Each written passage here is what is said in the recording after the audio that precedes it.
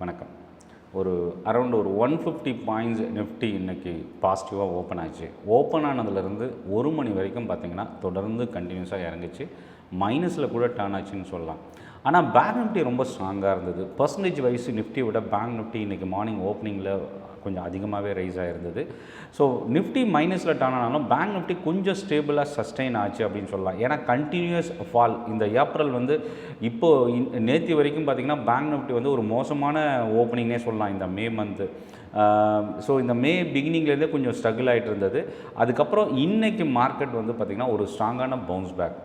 Nifty around ஒரு 1.2% கிட்ட பாசிட்டிவாகவும், bank Nifty 2.6% பாசிட்டிவாகவும் close ஆகிருக்கு. அப்படி இன்றைக்கி மார்க்கெட்டில் என்ன தான் நடந்திருக்கு, ரொம்ப சுவாரஸ்யமான இன்ஃபர்மேஷன்லாம் இன்னையோட மார்க்கெட்டில் இருக்குது. ஒன் பை ஒன்னாக பார்க்க போகிறோம்.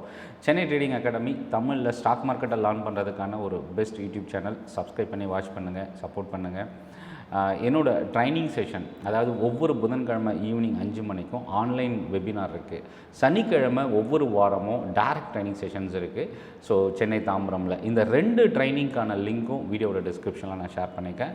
கிளிக் பண்ணி ரெஜிஸ்டர் பண்ணிக்கங்க. அதே போல் டெலகிராம் குரூப்போட லிங்க், மார்க்கெட் அப்டேட்ஸ், நியூஸ் இதை ரிசீவ் பண்ணுறதுக்கான லிங்க் டிஸ்கிரிப்ஷனில் இருக்குது. கிளிக் பண்ணி ஜாயின் பண்ணிக்கங்க. இப்போது வீடியோக்குள்ளே போகலாம். நேத்தியோட மார்க்கெட் பார்த்திங்கன்னா ஒரு ஸ்மால் பாடி கேண்டல் அப்படின்னு சொல்லலாம். லோயர் வீக் ரொம்ப லாங்காக இருந்தது. 86 பாயிண்ட் நேத்தி மைனஸில் க்ளோஸ் ஆகிருந்தது. நேத்தியோட க்ளோசிங் பார்த்திங்கன்னா 24,032. இன்றைக்கி ஓப்பனிங்கே பார்த்திங்கன்னா 24,170 கிட்ட ஓப்பன் ஆன மார்க்கெட் டே லோ 24,000 உடைச்சது அப்படின்னு சொல்லலாம்.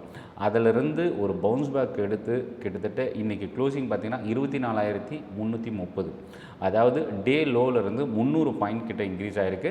மதியம் 2 மணிக்கு 24,100 கிட்ட இருந்த மார்க்கெட் அடுத்த ஒரு 1.5 மணி நேரம், அதாவது 1 மணி நேரம்னு கூட சொல்லலாம், இந்த 230 240 பார்த்திங்கன்னா கிட்டத்தட்ட 250 பாயிண்ட் கிட்ட இன்க்ரீஸ் ஆகிருக்கு. ஸோ இந்த ரேலி எதனால் நடந்தது அப்படின்றத பார்க்குறதுக்கு முன்னாடி இந்த அமெரிக்கா ஈரானோட பிரச்சனை ஒரு முக்கியமான திருப்பு முனையாக இருக்குது. ஸோ அதை பற்றின டீட்டெயில் நான் டீட்டெயிலாக சொல்கிறேன். அதுக்கு முன்னாடி மார்க்கெட்டில் இன்றைக்கி என்ன நடந்திருக்கு, என்னென்ன ஸ்டாக், எந்தெந்த செக்டார் அதிகமாக இன்க்ரீஸ் ஆகிருக்கு. ப்ராட் மார்க்கெட்டை பொறுத்த வரைக்கும் பேங்க் நிஃப்டி தான் இன்றைக்கி அவுட் பர்ஃபார்மிங் இண்டெக்ஸு. இதுக்கு அடுத்தபடியாக mid and small cap index nearly 1.5லேருந்து 2% வரைக்கும் இன்க்ரீஸ் ஆகிருந்தது. ஆல்மோஸ்ட் எல்லா இண்டெக்ஸுமே இன்றைக்கி பாசிட்டிவ், எஃப்எம்சிஜி இண்டெக்ஸை தவிர்த்து. FMCG index quarterly result impact ஒரு முக்கியமான காரணம். மேரிக்கோட ரிசல்ட் நேற்று பாசிட்டிவாக இருந்தாலும் ப்ரோக்கரேஜோட அப்டேட் ஒரு காரணமாக இருந்தது. இது தாண்டி இப்போ இந்த லாஸ்ட் வீக்லேருந்து ரொம்ப வீக்காக இருந்த banking stock, PSU banks, private sector banks இன்றைக்கி தான் அகைன் ஒரு பவுன்ஸ் பேக் மோர் தென் 2% கிட்ட இன்க்ரீஸ் ஆகிருக்கு.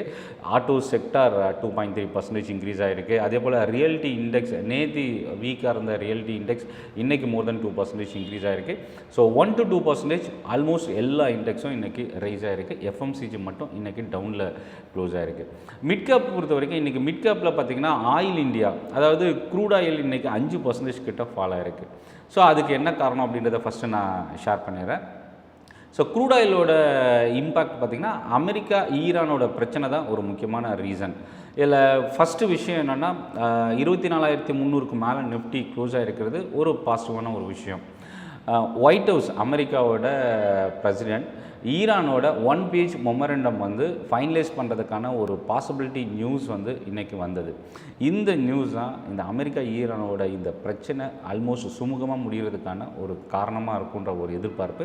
இன்னும் அஃபிஷியல் அனௌன்ஸ்மெண்ட் எதுவும் வரல, பட் மேபி இது மாறவும் செய்யலாம். ஸோ அதனால் இப்போதைக்கு இது ஒரு அன்அஃபிஷியல் நியூஸ் அப்படின்னே சொல்லலாம். இதனால் நம்ம மார்க்கெட் மட்டும் இல்லை, யூரோப் மார்க்கெட்லாம் பார்த்திங்கன்னா மோர் தென் 2% கிட்ட இன்க்ரீஸ் ஆகிருக்கு.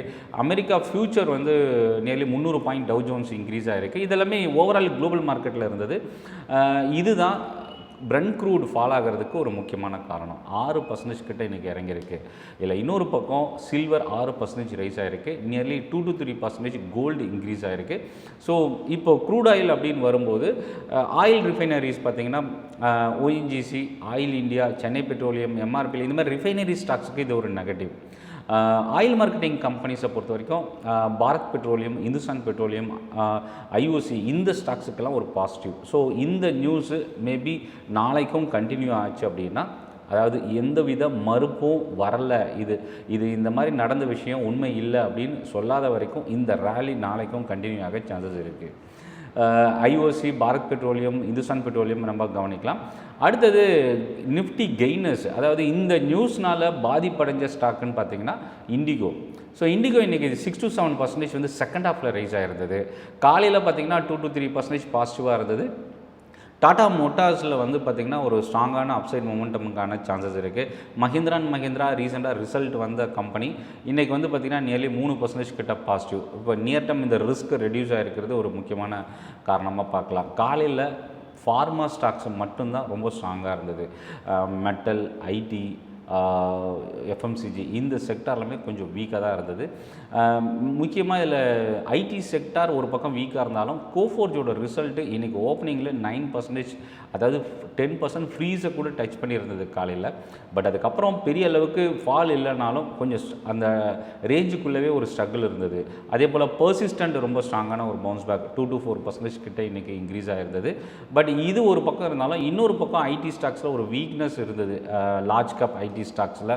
ஸோ அதில் கொஞ்சம் செல்லிங் ப்ரெஷர் வந்தது. எபிட்டா மார்ஜின் பார்த்திங்கன்னா கோஃபோர்ஜ் வந்து நியர்லி 20 to 21% கிட்ட கொடுத்துருந்தது, ஒரு முக்கியமான பாசிட்டிவாக பார்க்கலாம். அடுத்தது சிஜி பவர் ப்ராஃபிட் 33% இன்க்ரீஸ் ஆகிருக்கு. இந்த நியூஸ் இன்றைக்கி மார்க்கெட்டில் இம்பாக்ட், லைவ் மார்க்கெட்டில் வந்த ரிசல்ட்டு. அதே போல் பாலிகேப்போட ரிசல்ட்டும் ஒரு ஸ்லைட் பாசிட்டிவோட க்ளோஸ் ஆகிருக்கு. ரெவன்யூ ரொம்ப ஸ்ட்ராங்காக கொடுத்துருக்குறாங்க. ஆனால் ப்ராஃபிட் வந்து கொஞ்சம் எதிர்பார்த்த அளவுக்கு தான், ஆனால் மார்ஜினில் தான் பெரிய அளவுக்கு அடி வாங்கியிருக்குன்னு சொல்லலாம் பாலிகேப்போட ரிசல்ட்டு. பஞ்சாப் நேஷனல் பேங்க் நேற்று ரிசல்ட் வந்தது, ஆனால் இந்த ஸ்டாக் நேற்று நெகட்டிவாக க்ளோஸ் ஆனாலும் இன்றைக்கி வந்து ஒரு பாசிட்டிவ் சைடு. அதுக்கு 2 காரணம். பிஎஸ்யூ பேங்க் இண்டெக்ஸ் ரொம்ப ஸ்ட்ராங்காக இருந்ததும், ப்ரோக்கரேஜோட அப்டேட் வந்து அவுட்லுக் ஒரு பாசிட்டிவ் ரியாக்ஷன் கொடுத்தது ஒரு காரணமாக பார்க்கலாம். இன்றைக்கி மார்க்கெட் ஹவர்ஸில் சவுத் இந்தியன் பேங்க்கோட ரிசல்ட் வந்திருக்கு. இது நாளைக்கு நம்ம கவனிக்கலாம். இப்போது ப்ரெஷரில் இருக்கிற ஸ்டாக் அப்படின்னு பார்த்தீங்கன்னா யூபிஎல் இன்றைக்கி நியர்லி 5% கிட்ட இன்றைக்கி ஃபால் ஆச்சு. காஸ்ட் ப்ரெஷர் வந்து மேனேஜ்மெண்ட்டோட கமெண்ட்ரி ஒரு முக்கியமான ரீசன். கேபிஐடி டெக்னாலஜிஸ் ரிசல்ட் இன்றைக்கி கொடுத்துருந்தாங்க.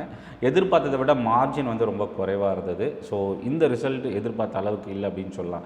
அதே போல் ஹீரோ மோட்டாரோட ரிசல்ட் இன்லைன் அப்படின்னு சொல்லலாம். பட் ஆனால் இந்த ஸ்டாக் இன்றைக்கி ஓப்பனிங்லேயே கொஞ்சம் வீக்காக இருந்தது. கெமிக்கலில் எஸ்ஆர்எஃபோட ரிசல்ட் ரொம்ப ஒரு ஸ்ட்ராங்கான அப்சைட் மொமெண்டம் இருந்தது. 3 to 4% ஓப்பனிங்கில் பாசிட்டிவாக இருந்த இந்த ஸ்டாக் 8 to 9% வரைக்கும் இன்க்ரீஸ் ஆகிருந்தது. அதே போல் ஜைடஸ் லைஃப் யூஎஸ்எஃப்டியோட 7 அப்சர்வேஷன் ரிசீவ் பண்ணியிருக்கிறாங்க. இது வந்து ஒரு நெகட்டிவ் இம்பேக்ட் இந்த ஸ்டாக்குக்கு. அடுத்தது என்எஸ்சி ஐபிஓவோட பிக் அப்டேட் இன்றைக்கி வந்திருக்கு. முக்கியமாக ஏற்கனவே என்எஸ்சி ஐபிஓ ஸ்டாக்ஸ் வந்து ஆல்ரெடி ஒரு சில கம்பெனிஸ் ஹோல்ட் பண்ணியிருக்கிறாங்க.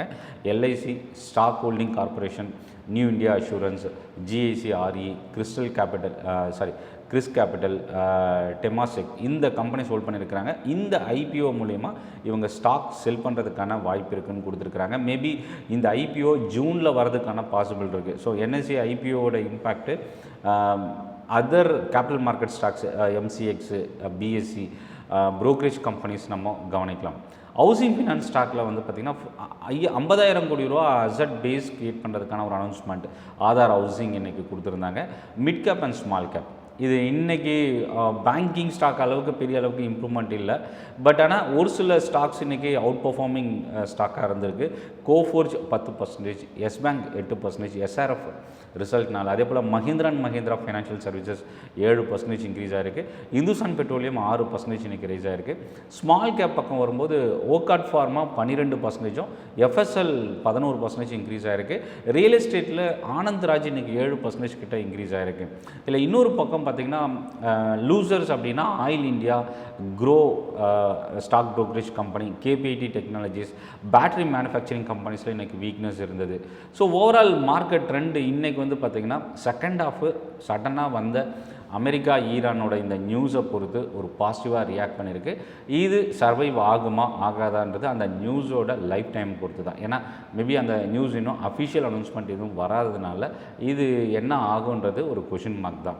பட் குளோபல் மார்க்கெட்டை ரியாக்ட் பண்ணியிருக்கிறதுனால மேபி இது ஒரு பாசிட்டிவாக டர்ன் ஆகிறதுக்கான சான்சஸ் எப்போ இருக்கும் அப்படின்னு பார்த்திங்கன்னா அமெரிக்காவோட மார்க்கெட் இன்றைக்கி மோர் தென் 1% மேலே பாசிட்டிவாக க்ளோஸ் ஆச்சுன்னா இதோட இம்பேக்ட் நாளைக்கும் நம்ம மார்க்கெட் பாசிட்டிவ் ஓப்பனிங்கான சான்சஸ் இருக்குது. ஸோ இப்போதைக்கு நிஃப்டி ரொம்ப ஒரு ஸ்ட்ராங் ஜோனில் 8 ட்ரேடிங் செஷனோட ஹையை உடைச்சிருக்கு. கடந்த 3-4 செஷனோட ஹையாக பேங்க் நிஃப்டி பிரேக் பண்ணியிருக்கு. ஸோ இப்போதைக்கு பேங்க் நிஃப்டி நியூட்ரல் ஜோன்லேயும் நிஃப்டி ஒரு பாசிட்டிவ் ஜோன்லேயும் க்ளோஸ் ஆகிருக்கு.